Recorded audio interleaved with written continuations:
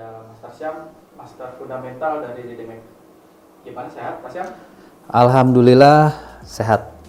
Mantap. Oke, di sini sih kita akan bertanya-tanya ya tentang seputar forex, dunia forex sih sebenarnya.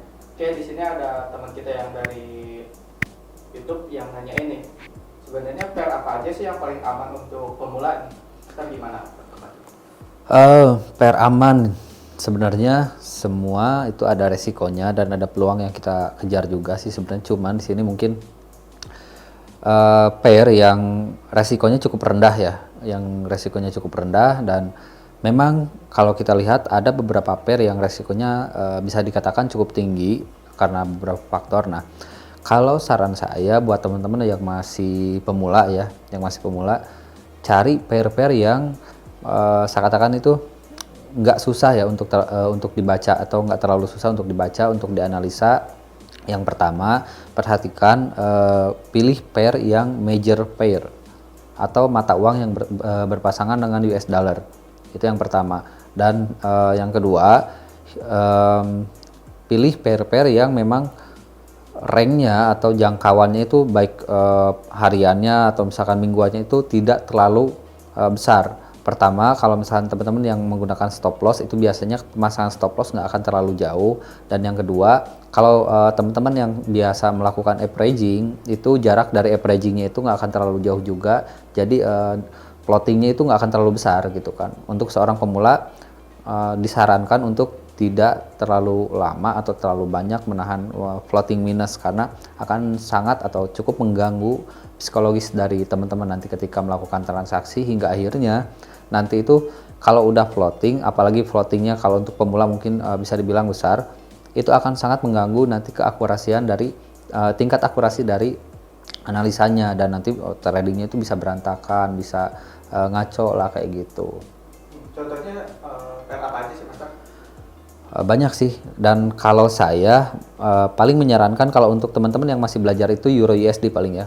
Euro USD itu pertama dia ranknya tidak terlalu besar, tidak terlalu susah juga untuk diprediksi atau dianalisa dan memiliki karakter yang unik sih kalau menurut saya. Karena untuk Euro USD sendiri itu per harinya itu paling 60 sampai 80 pips ya.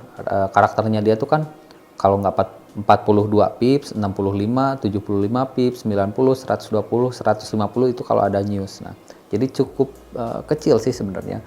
Tapi kalau teman-teman bisa memanfaatkan momennya sebaik mungkin, rank antara 60 sampai 80 pips itu bisa dikejar ya, minimal kita dapat 40 sampai 60% dari total ranknya Euro USD itu sebenarnya kalau konsisten udah lumayan kayak gitu. Euro USD itu pertama yang paling aman ya maksudnya? Kalau dibilang paling aman bukan sih karena ada yang lebih kecil juga, tapi yang paling kalau menurut saya yang paling mudah untuk dipelajari karena di sini pasangan mata uangnya itu antara euro sama AUD USD, jadi itu saya bilang mata uang yang cukup umum untuk diperdagangkan, jadi nggak akan terlalu sulit gitu untuk membaca dan source atau sumber informasi untuk data-data fundamentalnya pun banyak bisa kita cari gitu. Kalau untuk cross pair itu gimana? Kalau cross pair sebenarnya nggak ada salahnya karena saya pun sampai sekarang pun terkadang saya masuk juga di cross pair kayak Euro GBP, Euro JP atau bahkan GBP JP juga saya terkadang juga masuk di pair-pair tersebut. Cuman ada beberapa hal khusus atau beberapa hal yang membutuhkan tingkat pemahaman yang lebih tinggi dibandingkan ketika kita menganalisa major pair atau mata uang yang berpasangan dengan US dollar kayak gitu. Oke. Kalau untuk ini ada pertanyaan juga nih. Kalau misalnya kita pasang GBP untuk pemula gimana? GBP USD, GBP JP itu aman kan? Tergantung sih sebenarnya.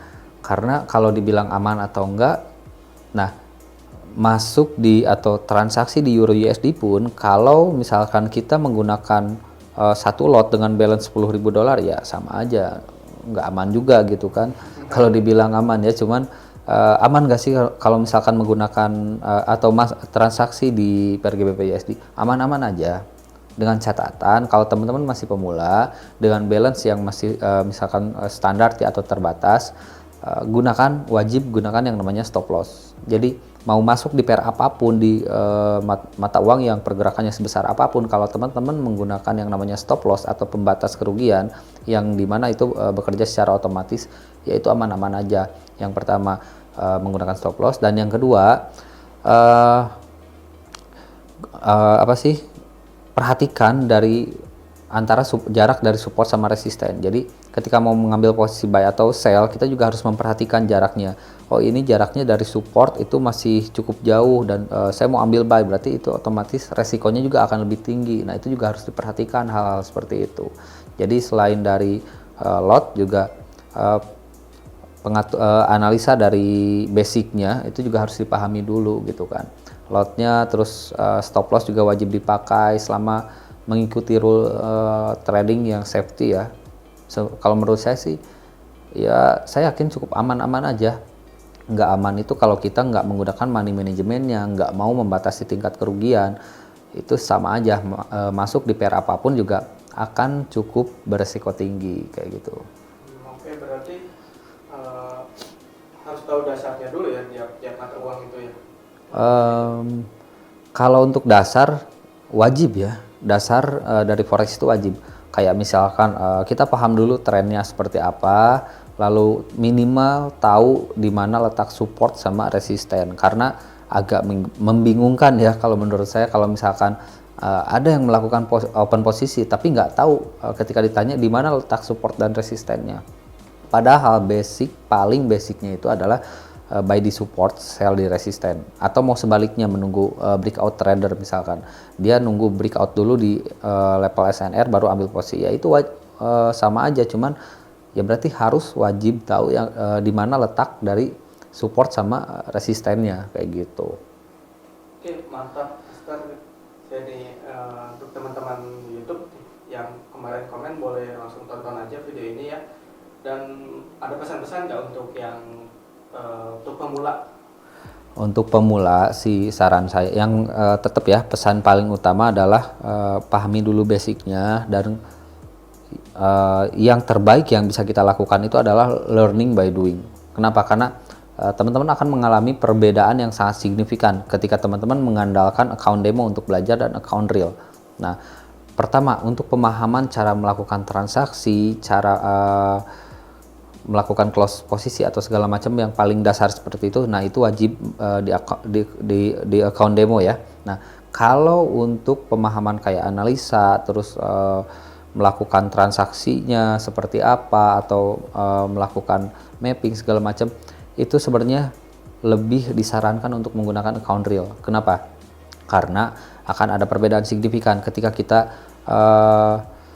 mentransaksikan di akun demo dan di akun real. Kalau di akun real itu otomatis pasti ada yang namanya itu beban psikologis. Nah, justru disitulah sebenarnya yang menjadi latihan untuk kita untuk melakukan transaksi. Karena kalau misalkan terlalu banyak di account demo, sehati-hati apapun kita, yang namanya account demo itu tidak akan ada beban. Sedangkan ketika kita masuk di account real, kok saya loss terus gitu, misalkan kayak gitu. Ya karena memang open satu posisi aja itu pasti akan difikirkan matang-matang, dan itu akan melatih kejelian dan detailnya teman-teman ketika belajar. Karena banyak hal juga yang oh iya ini udah pola pembalikan misalkan, oh ternyata belum, karena terbiasanya hanya melihat sepintas aja. Padahal kalau misalkan di forex ini banyak hal-hal yang detail yang harus teman-teman pelajari dan perhatikan.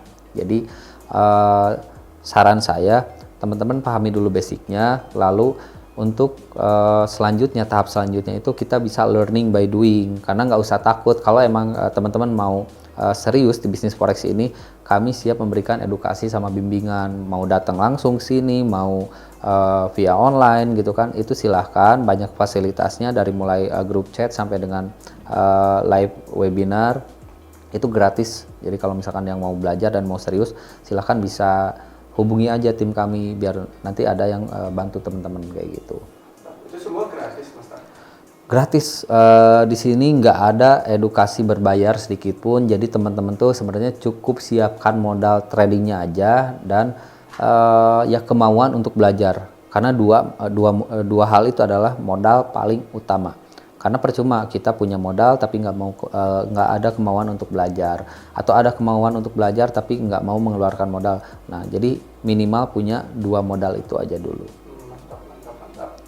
Jadi tinggal datang aja langsung ya, nggak usah. Ya, saran saya datang aja langsung ke tempat kami ya di Jalan Garuda nomor 88, atau yang jauh bisa via online. Tapi sebetulnya sih dari dulu juga yang jauh pun sebenarnya emang banyak juga yang langsung datang ke sini gitu kan, yang dari Medan, dari Pekanbaru, Kalimantan, bahkan ada yang dari Papua pun ada sih yang datang ke Bandung untuk belajar.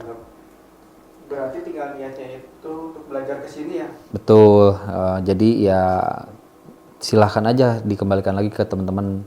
Kalau mau serius ya cukup datang aja, mau belajar siapkan modal, udah cukup seperti itu aja. Nanti kita akan belajar bersama di sini kayak gitu. Oke, mantap. Terima kasih Master atas pesan dan kesannya juga.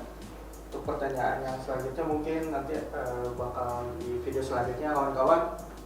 Sekian dari kami, Didimax. We are number one.